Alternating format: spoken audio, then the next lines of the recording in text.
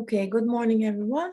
Today I will be doing the lecture, and I hope you're all well. My level I core 2 students will be like, oh, not Pinar again. We see her too many times. Sorry, guys.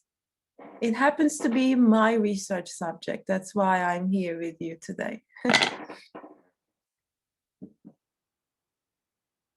Okay, so I am connecting from Zoe's Zoom. So the settings belongs to her, including that doorbell ring, which I really hate, but I can't change it. It's her settings. So I'll have to get on with this. So just to let you know, if you hear the doorbell, it's because people are still logging in. Okay, so today I will be taking you through the link between creativity and learning, but also creativity in general. How do we understand creativity and what does it mean for children? And how can we understand how creativity develops? What are some of the obstacles that we see in the way to help creativity flourishing in childhood? So we will start from the meaning of creativity for children, because creativity hasn't been researched for children traditionally and historically. It has been an adult subject. And then we will try to make some links between creativity and learning. And you will make use of the theories that we already covered with you, the learning theories, when I'm doing this. So it will really help you to have a look at those theories again from the perspective of creativity. And also we will talk about the areas that are involved in development of creativity. What sort of areas, developmental areas in terms of social, cognitive, and self-development, biological development, which areas are involved in creativity as well. And finally, we will very briefly talk about some of the obstacles that we see about children's creativity in general. All right, so I have to just start saying that creativity is very difficult to define. It's very difficult to define. And it's a very subjective thing. And everybody has a different way of describing creativity. And early research, when we first started to understand what is creativity, early research mostly focused on creativity as an individual success, as an extraordinary talent, like as if you are a genius because you're creative. And so it was more from the individual genius perspective, early research. Whereas in nowadays, in contemporary research, we have a more social approach towards creativity. And we see creativity as more like a capacity that everyone has to some extent. Obviously, some people are more creative, some people are less creative, but it is not something like a fixed trait. It is something we can grow, and it is something we already have to up to a certain extent. And when we talk about creativity, we can't just talk about a person who is creative. So we really need to understand creativity from a broader angle. It could be doing something creative, which means process of being creative. It could be meaning as well a creative person. As you can see, the 4 P's of creativity helps us to understand creativity is actually very broad.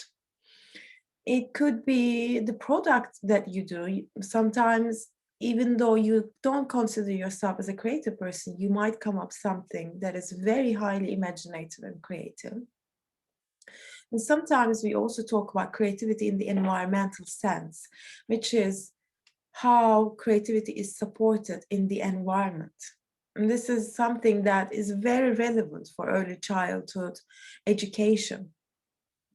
Because when we talk about creativity, we can't just talk about a child's creativity. We also need to talk about how the environment is creative. So let's start with trying to define creativity. For the adult research, important researchers like Emma Bile and Runco, so these people have worked hard in creativity field, but the problem is the field of creativity is very psychology oriented and it's a very adult research perspective. And these people who research creativity come from organizational business backgrounds.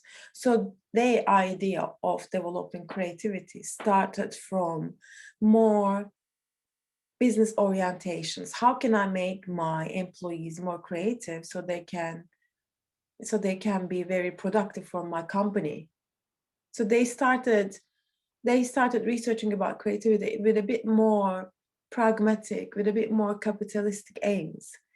The research about creativity didn't start from understanding how children create. Obviously, there are some other people that we know, like pioneers, Froebel, Isaacs, Steiner. These people have also tried to define creativity in their own way. They tried to contribute to the field of early childhood and understanding of creativity in early childhood in their own way, but they didn't have a specific framework. And perhaps they didn't even use the term creativity. They used terms like play, imagination. They are not the same thing, but they were referring to that. So definition of creativity, maybe that wasn't very, very old, but people did try to understand creativity since the ancient times. It is just that we have started defining in a more academic sense recently. So for instance, in the research area of creativity, they define it as production of something novel and useful in any domain, which means you don't have to be creative only if you're a musician or an artist or I don't know, like a composer. Because when we talk about creativity, the first thing that comes to our mind is arts. But actually, creativity can be within everything. It could be within science. It could be within any profession, really, any domain. So in any domain, producing something original, new, or you can say novel, you can use different words, and something which is useful, something that is meaningful or valuable, so you can use these terms, has been accepted as a definition of creativity. So most of the definitions, although there are some different definitions, they do appreciate that in order to say something or someone is creative, there needs to be an originality aspect. However, what we say usefulness, in terms of if we are talking about, okay, I want to talk about a painting I've seen in a gallery. Is this useful for me? You don't really ask that about paintings. But if you want to talk about, I don't know, a new computer that you buy, you can definitely talk about usefulness aspect in terms of on the basis of creativity. So usefulness can apply to some things, but that can apply to some other things. It can take various forms depending on the field. Maybe you can say fit, maybe you can say appropriate, maybe you can say effective. So in a way, people who are doing research about creativity, they expected more than being original from creativity. They wanted creativity to make some sort of sense, to have some sort of benefit to our lives. If it's an art project, you can say it's for me to feel pleasant. Even that is a benefit. So when you say novel, we can say that we're talking about if the person or the product or whatever it is a unique, new, innovative, different, imaginative, non-typical, unusual thing. When we say useful, we mean, does it respond to a need? Does it have some value? Does it answer a question? So this is the way they try to understand creativity. So if you're reading a story or if you're watching a movie, you can definitely be critique about creativity. Okay, does it have some value? Does it answer a question? Some movies are very creative. I don't know, like, do you know directors like David Lynch? They are crazy people. They do very creative things. But then you're like, I don't think it made a lot of sense to me. You see, you want a movie that will make sense to you and also be very original. So, but is it always the case, especially when we talk about children's creativity? What do we think about the term usefulness? Does it really apply for children? Can we really expect children to create something useful, even for them? So, the discussion around this topic made us realize that um, capacity to generate something original for children should be independent of whether whatever they create is useful or not. So we really need to focus on the novelty aspect. And the novelty aspect should not be novel for me. It should be novel and interesting for the child. A child who is learning to do something different in next day is doing something creative. So in that sense, Anna Kraft, researcher Anna Kraft, and her idea of little c and big C and everyday creativity have really helped us to understand children's creativity. When we talk about children's creativity, we shouldn't really say expect big innovations, big genius ideas, or useful ideas for life. So we distinguish creativity into two things to understand a little bit better about children's creativity, or a little bit better about creativity in general sense, let's say, not just children. We can apply this to adults as well. Big C creativity and little c creativity. Big C creativity is making a major contribution in a domain. It could be art, it could be sciences, it could be architecture, it could be medication, it could be anything. It could be politics, it could be education. Someone or group of people, after working hard, comes up with a new discovery, then they push the thinking forward in their field. Imagine Einstein, Picasso, Marie Curie, or Tesla, these people who have contributed a lot to their fields. These people are considered as genius. You can also imagine big companies like Apple, I don't know, big companies that we deal with these days, I don't know, Google. These big companies have created so much change in their field. Also, you can think about pioneers in education, all the pioneers. The theorists we covered, Piaget, Vygotsky, these people all had big C creativity. They had a major contribution to the field, whichever they are working in. But we also have a little c creativity, which is not, it doesn't have that much esteem, but it is very important. A new or novel approach to a problem that is interesting. And sometimes it could be not just interesting, also useful too. But does not make an impact in any field. This is called everyday creativity. And all of us, not just children, and children from different age, different abilities, different backgrounds as well, are able to create this.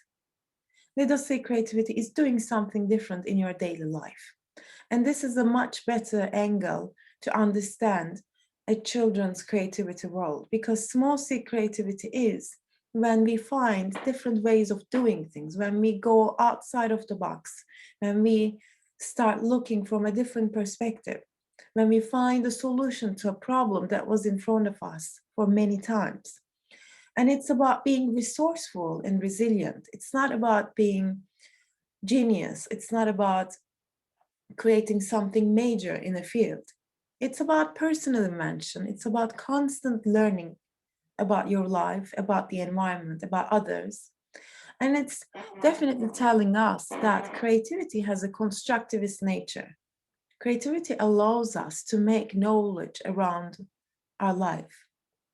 Creativity allows us to create solutions to problems on ourselves.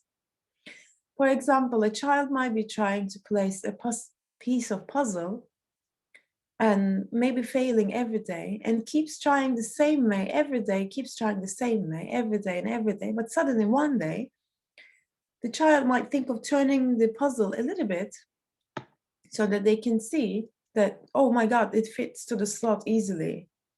That's little C creativity for you. And who does that help? No one. Is it useful for anyone? No one but that child. Small or small c and little c creativity, so excuse me, I just use these interchangeable, they are the same thing, can be inspired by our environment. This includes the people we interact with, places we go, what we read. So our little c creativity, everyday creativity, is going to be inspired by the environment. That means creativity, it's not just constructivist, it's also social constructivist. And remember, and people like Vygotsky, Brunner, they were always saying, and Bronfenbrenner, we are entangled in our environments and we are learning things in our social environment. We are developing in social environment. So creativity does not happen in isolation. If you're thinking about crazy scientist or innovator locked himself or herself in a lab and being creative, that's really not creativity. I mean, in the past it has been, maybe, but it's not the only way. There are very social ways of being creative, such as being creative in a group environment. Educators, parents, peers are all important in nurturing children's creativity, as well as the environment they provide. So let's sum up all of this. If we see a continuum of creativity, one side is going to geniuses in creativity, like Einstein, Picasso, Mozart. It's about mastering a field of creativity, doing something major. Whereas the other spectrum of creativity is everyday creativity, is resourcefulness. It's about personal development, doing something beneficial for yourself, doing something in a different way, only that you realize. Basically, you are competing yourself. So both of these spectrums are important and none of them is more important than the other. It's just a spectrum. Let's talk about creativity for early years in the light of this definition then. Each child has capacity to be creative in the early years, and where we are in continuum of creativity will depend on not just the dispositions from birth. We mean that it doesn't mean children are creative from birth, but also there are ways how we can nurture the creativity by those people around us and by the opportunities we have. Okay, so that's why I keep repeating adults and the environments are very important for creativity, and creativity is not a static fixed trait. We need definitions of creativity, such as the little c creativity, that can recognize all children as creative and imaginative. That will help us to make most of the talents of children, embraces the need to play, to create, to learn, acknowledges the role of environment in nurturing creativity and imagination, give children time and space to express their creativity. These are the things that we already kind of establish in early years frameworks such as EYFS. But do we really establish them in Key Stage 1 framework or in any academic school framework? You will be able to see, if you compare the frameworks, as a sharp drop in emphasis over creativity as children start schooling. Okay, so how does creativity come into the picture? Where does it come from? I mean, obviously we have inborn talents of being creative. It's not a surprise that Beethoven is coming from a family of talented musicians. It's not a surprise a person who is very much an innovator in a field is coming from a field of entrepreneurs. It's coming from a family of entrepreneurs. Obviously, there's a genetic inheritance with creativity. I mean, look at your families. If you find yourself, let's give an example, talented in one thing, such as musically talented, you will see that there will be lots of people in your family who also have musical talent. It does run in the family. It doesn't mean it always have to be like that, but it definitely has a genetic inheritance. Whereas contemporary approaches to creativity, such as everything about development, sees creativity as a complex interaction of the person and the environment. So again, the good old, not so much discussion, but let's say good old knowledge of nature versus nurture is playing for creativity as well. So it is a combination of nature versus nurture. There's a YouTube clip, please engage with it in your own time. How do we understand the link between creativity and learning? So is creativity learning by itself? It is learning by itself because creativity is looking at things from different angle. Every time you create something, you learn something. You learn something about something that you were engaged with, or something about yourself, or something about others. Every time you create something, it is one more step of learning. Can we make use of the learning theories to understand creative process a bit better? For instance, Piaget's cognitive development theory we've been covering heavily over the couple of weeks. Especially his notion of adaptation is very relevant for development of creativity. Because he said that we learn by adapting. You know, when Piaget said child is constantly facing new schemas about the world, and the child is navigating between adaptation and assimilation to find balance. The moment child sees a different object, the child wants to say, okay, do I know this before? Does it look similar to something I know before, or is it something completely new? Same thing with the events the child experiencing. Has this happened to me before, or is it something that new? Constantly moving between adaptation and assimilation. Adaptation is the process of using the environment to learn and learning to adjust to changes in the environment.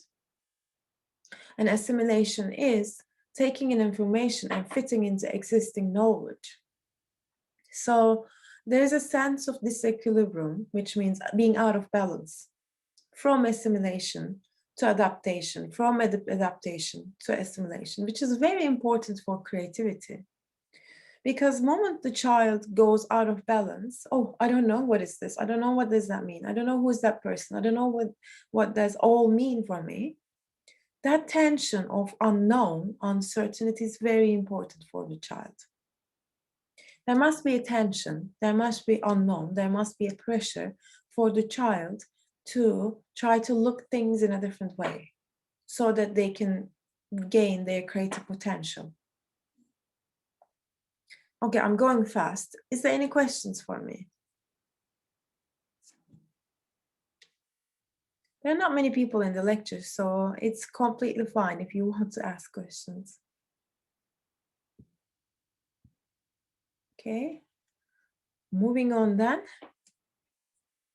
How can we make use of Vygotsky's social cultural theory if we want to understand the link between creativity and learning? Again, Vygotsky says that we construct the learning like Piaget, but different than Piaget. Vygotsky says we construct the learning in social settings, in a social way, by talking with others.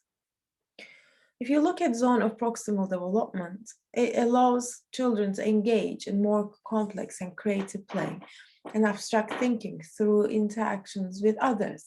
So the moment children go into zone of proximal development, children are involved with people who know more than themselves, which is what Vygotsky suggested. A way of learning is interacting with others who knows a little bit more than us, or who have more experience, so that they can go into one zone from the other.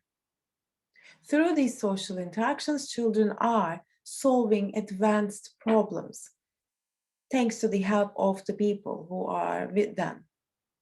And they increase the complexity of their thinking and play, and so that because they solve a lot of problems, they develop their creativity as well.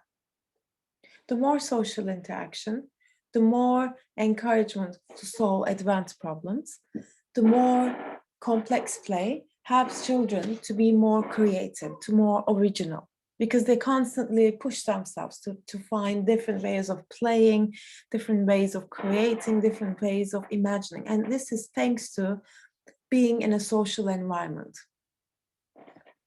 So I would say the current environment the restrictions the children are facing, the isolating time, is definitely very harmful for nourishing their creativity, because they will constantly see the same people.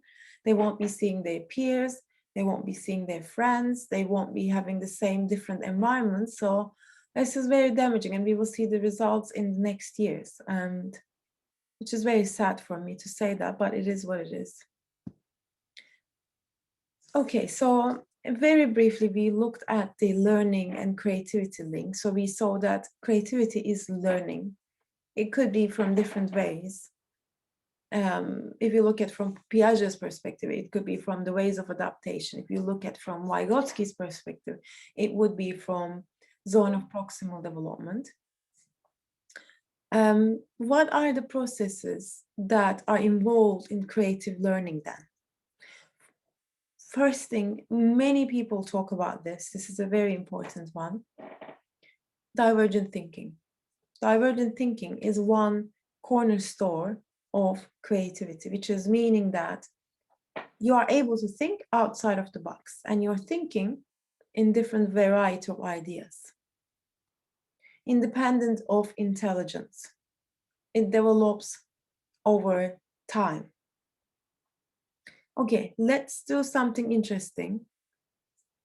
If you can join me, that would be very fun. Only for 1 minute. I want to do a little test with you. I would like you to come up with as many as possible different uses of a brick. You know, the brick that we use in constructing houses and buildings. Come up with as many as possible different uses for a brick, for one single brick. How many different ways you can use that brick? And you have only 1 minute to do this. And I am timing this. The time is up now. So time is started.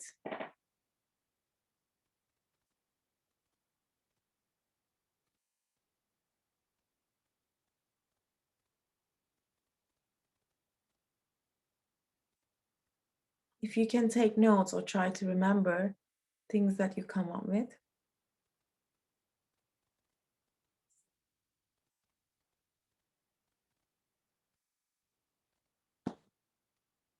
Laura, don't give us tips.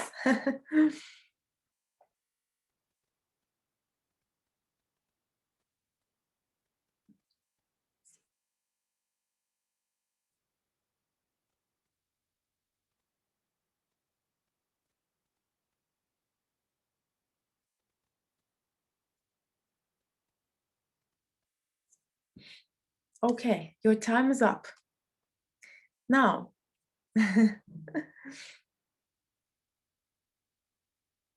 let's see how many of you have came up with more than one use of a brick. I just want to see the thumbs up for this.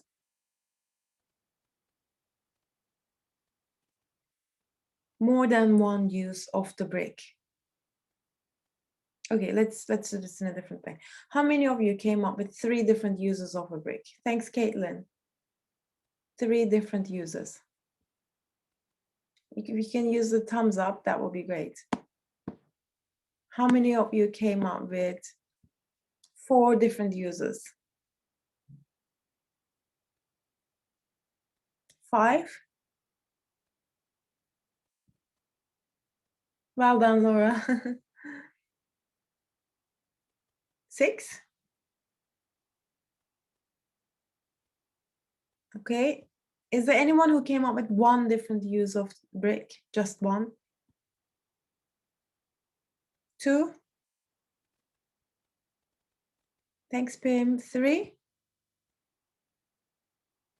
Thanks, guys. Rima, Holy Hafsa. That's great. What do you think about this? Isn't it a little bit tricky? It's a little bit tricky, isn't it? It's 1 minute. Usually I would have to give you 2 minutes. Of course, I cheated. It's because I didn't want to take the whole lecture time. But you can see it's quite a bare brain gymnastic. You see, it's really pushing you to think, oh my God, how can I use a brick? Imagine doing these things every day. So what you have practiced is what we call divergent thinking.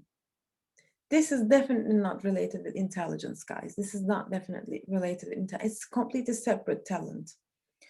It is related with language, though. Someone who is not speaking English as a native language might struggle with this because they might not find the right terms for what they are using. So, and it is the cornerstone of creativity. So what you try to do is you try to put away one use of the brick, which is using it for building. And so, Laura, I'm going to use this example you gave, which was helpful actually. You can use the brick as a paperweight. You can use the brick as a flower press. Often the funny response that comes up is you can use the brick as a self-defense tool to defend yourself, to throw to another person. Or you can use the paper brick for the door press. I don't know, probably you came with different things. So what we do is, this is something I do in my research with children as well. What we do is we take these responses and then we look at how often these responses came.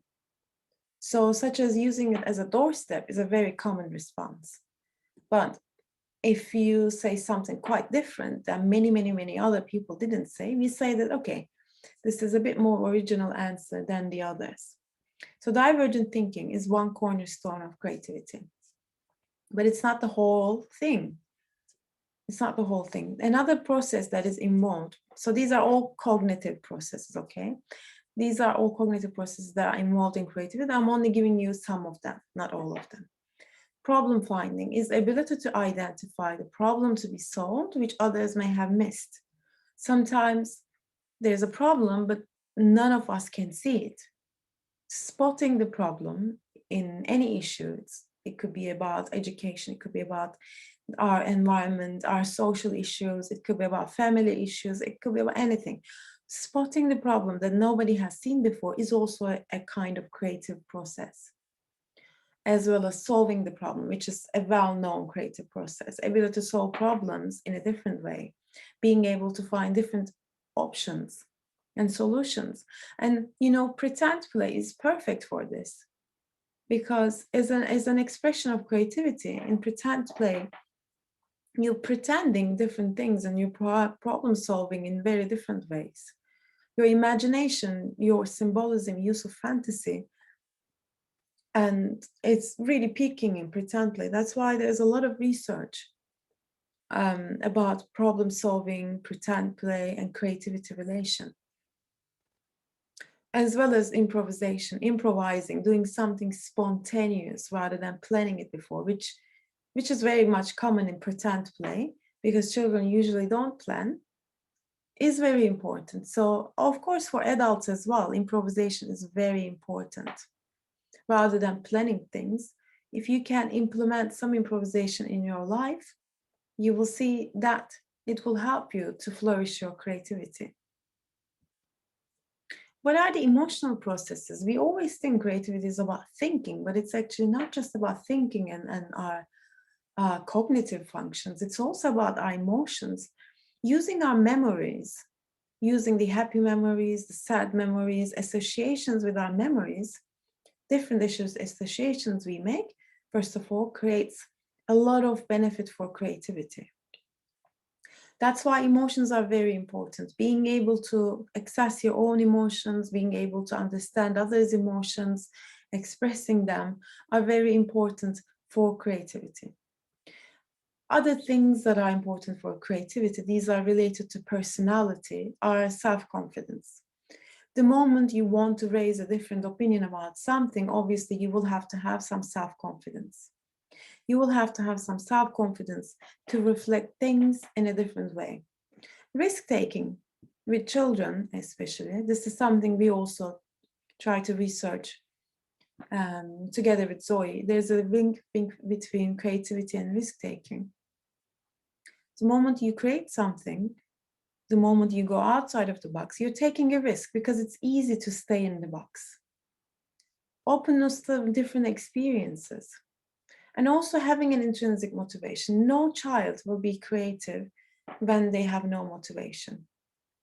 I was doing the research with story writing in groups of children. I worked with groups of children. Always I take groups of 3, ask them to create a story.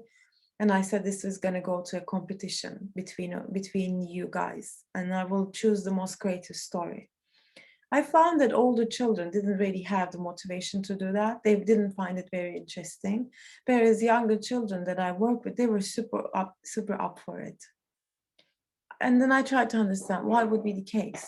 I think older children, because of adolescence time, because of school time, because of seeing these kind of things like story not really cool anymore, they didn't have intrinsic motivation. So it really reflected on the process of creativity for them. So we really need to have intrinsic motivation. That's why the unique child perspective is very important, because the more you find the unique things the child likes, the more the child is motivated, and the more you can nourish creativity. Another thing I found in the research that I've done is when you work with other groups, other people in a group environment for creating something, which is something you always do in your tutorials and seminars. And every time you do seminars and tutorial activities, I always see my prediction was right. Because if you are working with a group of people who I kind of know would be very open to listening to others, I can see the group works really well. When you listen to the other people, when you want others to contribute. But if I look at a group where there's one person dominating and the others are not really into contributing because there's not much room, then that is not a very happy group process. And they are not really creating something interesting because not everybody contributed. So understanding others, negotiation with them, being able to be social with other people, which is social competence. And also something we covered a lot with the Level I Core 2 students will know that, sustained shared thinking, being able to think with somebody else for a task, focusing on a task together with someone, not alone, completely and being involved with something together with your friend. These are the skills, the social skills, understanding others, being able to work with others, negotiating with others. They help us to be creative as well, because creativity is not a lonely skill. It's about, as I said before, it's a social constructive process as well. We learn to create with others. There are biological roots of creativity as well. And if we want to understand biology of something, obviously we look at twin studies.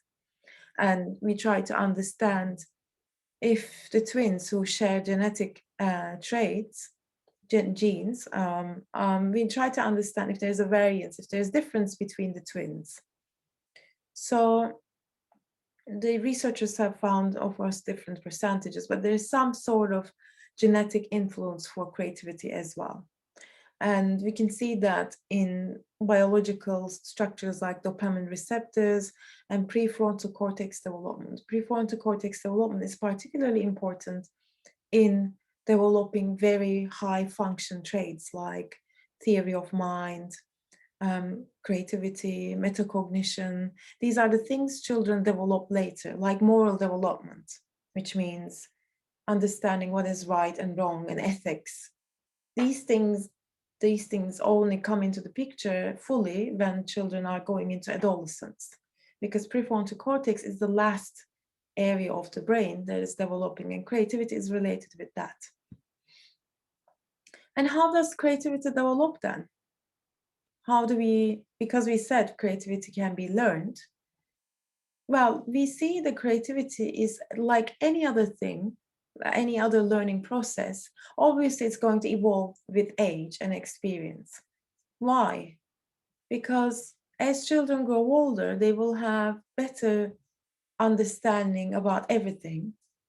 They will have better search processes. So if a child wants to find a different way of playing, they need to look into all the things they know before. They need to have more social experience. They need to have more solutions. It's like children are becoming their own encyclopedia, or like maybe let's say their own database. You see, the more experience they have, they're going to look into this database. No, I've done this before. When I've done that, I did this, it worked, but this time I'm going to do this time different. Going into your own database is really helpful for a child. So that's why age and experience is very important. Around age 2, we can see children are starting pretend play, which is like the first seeds of creativity. And age 3, 4, when pretend play is more evident, this is also correlating with what Piaget said as the time of symbolic thinking. The children can pretend that an object is something else. You know, when I always give the examples like this is something else, but children pretend that it's a phone in a pretend play, or it's a microphone, something like this. The more they're able to use things as a symbol, oh, this is object is for writing, but for this time I'm going to use it for another purpose. The more they are creative. We have this interesting phenomena in creativity, which is called fourth grade slump. We see constant increase in creativity. It's increasing. Some researchers also found that there are some decreases, there are some times that it's flat. There's so many research findings. It's hard to say how creativity is going. Probably it's not like one way of increasing. Probably it's up and down, up and down. One phenomenon that kept coming is around age 6 and until the fourth grade, which is, if you can see, it's the time the children starting the school and they are trying to get used to the school environment, and they are very busy with the academic environment. During that time, they found that creativity is going into a pause. It's pretty much related with the pressures of conformity in the school environment. The children would like to be like their friends. They want to think like their friends. They want to act like their friends, write and sing and talk and be like their friends. There's a lot of conformity pressure in the school environment. Then when they move on to early adolescence, like age 10, 11, 12, then they are kicking with their own identity. That's the time creativity is flourishing again, because they want to be different. They want to get rid of this conformity a little bit more. But in the beginning of the school times, couple of years, schooling pressure, academic environment, moving away the emphasis over play in the frameworks, as well as the increased conformity pressure that children experience in the school environment, is going to damage the creativity. That's why the researchers found this interesting phenomenon. This is basically the end of early childhood, you might say. Let's have a look at the relation between creativity and education very briefly. So do we really support creativity? My understanding is that in early years frameworks, in the EYFS and the others, Tversky approach, other approaches like outdoor play, creativity is very much supported. There's no doubt that many other frameworks are supporting creativity. The problem starts with after the early years framework. What happens in the education context is the problem with creativity. When I did my own research, I was seeing that teachers were so into supporting creativity. They were so excited about the subject, but they were so restricted with all the standard evaluations like Ofsted, with all the expectations from the school boards, with all the expectations from the parents seeing their children learning academic things. Most of them believe that the creativity is important. The teachers believe that creativity is important. And they also believe that students' creative potential is like a growth mindset. Do you remember the time we were covering the mindset? So they believe it's a growth mindset, not a fixed mindset.